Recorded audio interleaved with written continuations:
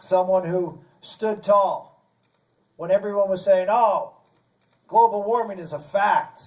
Man-made global warming, and man is causing it. CO2 is the reason that we have all these temperatures warming, and it's going to cause cataclysmic effect.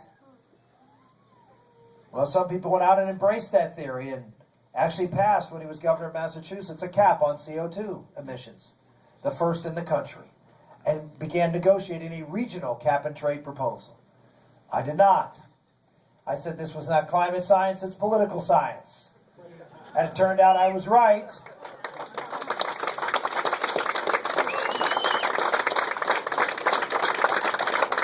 Sort of hard to make the issue that the climate is somehow warming when over the past 10 years, as CO2 emissions have continued to go up slightly, the climate has not warmed. Sort of hard to make that case. Now, I know it's been a little warm here in Wisconsin. But they've had the coldest winter in a long, long time, both in Europe and in Asia. So we just look at who is willing to stand up and fight on the biggest issues of the day. On the issue of the environment, it's a huge issue in this election. Why? What's one of the biggest issues in this race? Energy prices. The price of gasoline. Well, you have a president who's against any exploring of oil and gas because he wants to keep those fossil fuels in the ground because of global warming. And when he was governor of Massachusetts, Governor Romney said the same thing. That he said, quote, high gas prices are here to stay. And in fact, he's not for more gasoline production in America. Well, now, take the Etch-a-Sketch out. You're running not in Massachusetts, but in a conservative Republican primary. All of a sudden, he's for all this drilling. Well, what's going to happen in the general election? He's still going to be for that drilling? Maybe it happens when after the election. See, we need someone who can go after Barack Obama for driving up higher energy prices.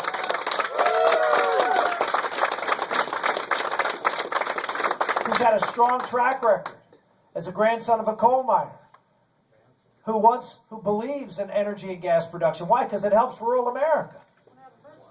I mean, you look across this country and see the places in this country that are suffering. It's small town and rural America.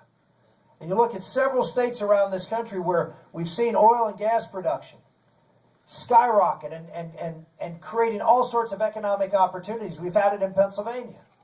And that's, again, a focus on understanding how important energy production is, not just for lowering gas prices, but for creating economies and, in many cases, struggling areas of our country. In addition, it's getting the economy going generally. Why? Lower gas prices mean a stronger economy. Also, what it means to the federal revenues. The president shut down almost all offshore drilling. He shut down drilling in federal lands. He shut down drilling in Alaska. We're 17% less drilling on federal lands than 3 years ago, as oil prices continue to climb. This is what the president believes in, and he believes in it because of an ideology that believes in global warming. And so, to go after President Obama, you have to have the platform to do so. I've done it. I've been there. And I can go out and make the case, unlike somebody else in this race. See, that's what we're looking for here. We're looking for someone who has the best record and the best vision for our country. Who, when I say, yes, we're going to drill, look at my record. Yes, we're going to drill. When I say we're going to build pipelines, yes, we're going to build pipelines.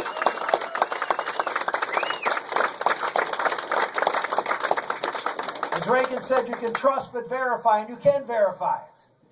And the same thing goes with maybe the biggest issue of the day, one that the Supreme Court is hearing arguments on yesterday, today, and tomorrow. There's no issue that is front and center more than the issue, of course, of Obamacare. Look at the impact already of Obamacare on this economy. We're seeing the price of health care continue to go up, even though the president said it would go down. It's going up. The price of his own program now estimated at almost $2 trillion over the next 10 years. Almost $2 trillion. We see the president advocating for, as he put in place, a mandate that every single person in America has to do what the government tells them to do, or you will be fined or your employer will be fined. And we see that with that mandate, the government can tell you what to buy, even if it violates your religious beliefs. This is an issue about economic freedom.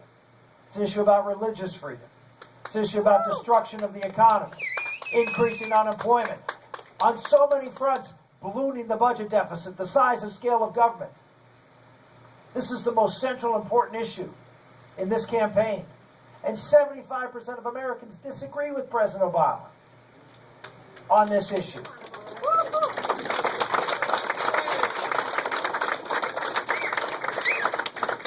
It's the most visible, important issue because it hurts everything that we believe in as conservatives. The budget deficit, the size of government, the role of government in your life, growing the economy, higher employment. And yet, we have one candidate in this race who, as I've repeatedly said, is uniquely disqualified to make the case.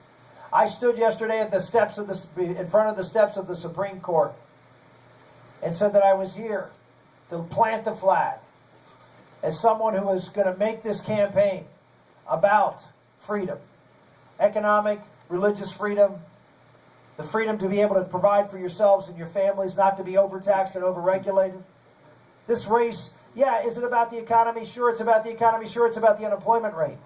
But it's like if my daughter has a fever. I'm concerned about the fever. But I want to know what the root cause of the fever is.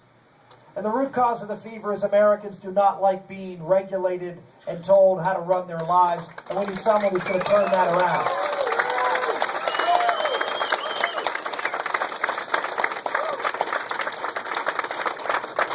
I've got a strong record of green for private sector healthcare reform. Things like medical savings accounts, selling insurance across state lines, medical liability reform, voluntary insurance pools. There's all sorts of things we can do to put the power back in your hands instead of leaving it in the hands of, or putting it in the hands of the government, as President Obama and Governor Romney advocated. See, that's the problem. He constructed the blueprint for Obamacare.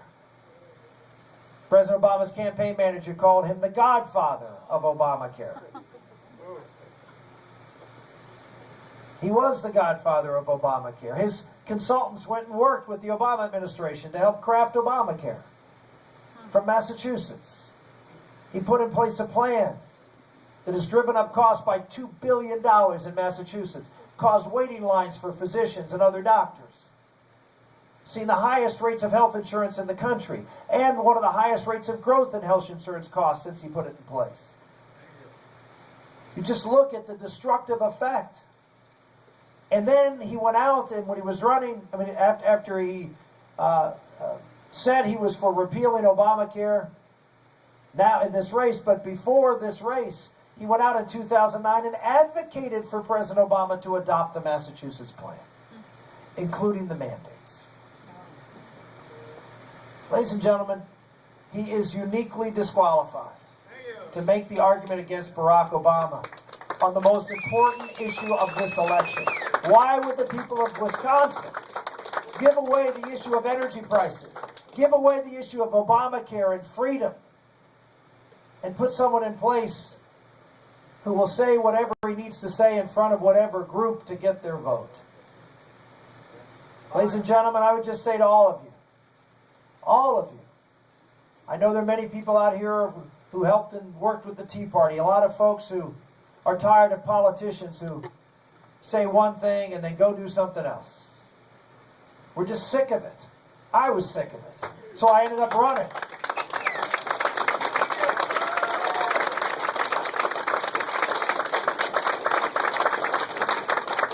Now here's what I would say to you. If you're tired of politicians saying they believe one thing and then doing the politically expedient thing, making a deal, oh, because we have to get this passed, right? We got to win. Got to make this happen. So we compromise. And we compromise our principles, and in some cases we compromise away our principles. So here's what I would say to you. Don't compromise your principles.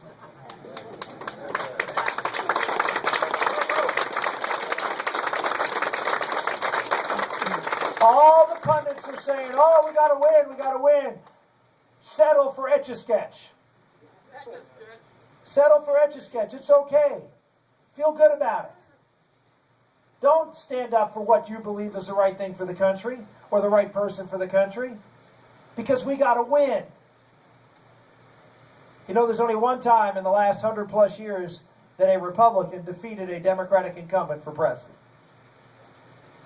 And it was not an Etch-a-Sketch candidate. And by the way, most of the times, the establishment said, we need an Etch-a-Sketch candidate. We need somebody like